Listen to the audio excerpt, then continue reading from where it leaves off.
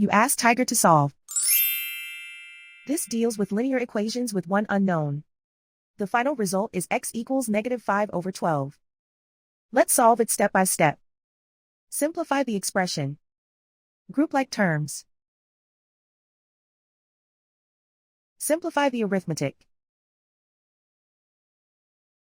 Group all constants on the right side of the equation. Subtract 5 from both sides. Simplify the arithmetic.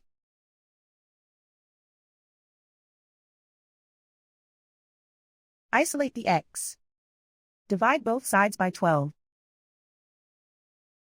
Simplify the fraction.